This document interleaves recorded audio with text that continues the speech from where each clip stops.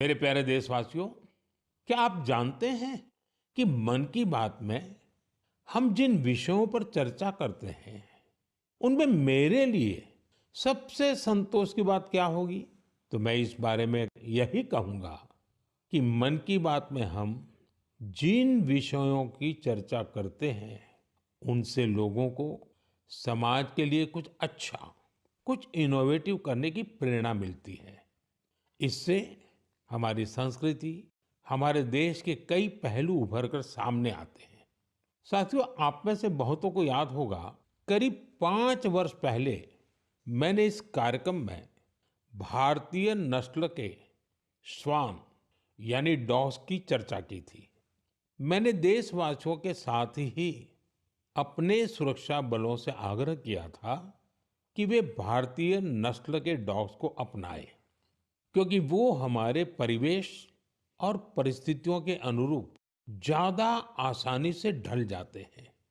मुझे ये बताते हुए खुशी हो रही है कि हमारी सुरक्षा एजेंसियों ने इस दिशा में काफी सराहनीय प्रयास किए हैं।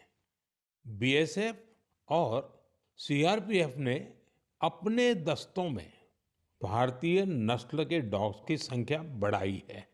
डॉग्स की ट्रेनिंग के लिए बीएसएफ का नेशनल ट्रेनिंग सेंटर ग्वालियर के टेकनपुर में है। यहाँ उत्तर प्रदेश के रामपुर हाउंड, कर्नाटका और महाराष्ट्र के मुधोल हाउंड, इस पर विशेष रूप से फोकस किया जा रहा है। इस सेंटर पर ट्रेनर्स टेक्नोलॉजी और इनोवेशन की मदद से श्वानों को बेहतर तरीके से ट्रेन कर रहे हैं।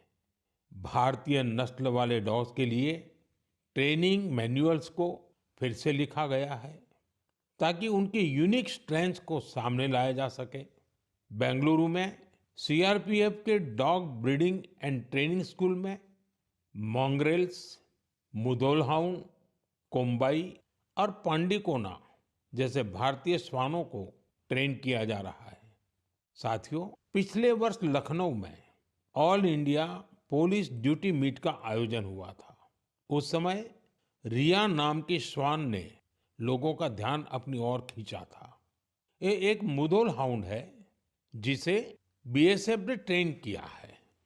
रिया ने यहाँ कई फॉरेन ब्रीड्स को पछाड़ते हुए पहला पुरस्कार जीता।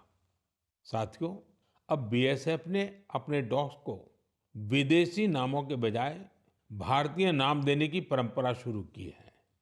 हमारे यहाँ के देशी श्वान ने अद्भुत साहस भी दिखाया है। पिछले वर्ष छत्तीसगढ़ के माओवाद से प्रभावित रहे क्षेत्र में गश्त के दौरान सीआरपीएफ के एक देसी श्वान ने 8 किलोग्राम विस्फोटक का पता लगाया था। बीएसएफ और सीआरपीएफ ने इस दिशा में जो प्रयास किए हैं, उसके लिए मैं उन्हें बधाई देता हूं। वैसे मुझे 31 अक्टूबर का भी इंतजार है। यह लौह पुरुष सरदार पटेल की जयंती का दिन है। इस अवसर पर हर वर्ष गुजरात के एकता नगर में स्टैच्यू ऑफ यूनिटी के समीप विशेष समारोह आयोजित किए जाते हैं। यहीं पर एकता दिवस परेड भी होती है और इस परेड में फिर से भारतीय श्वानों के सामर्थ्य का प्रदर्शन होगा।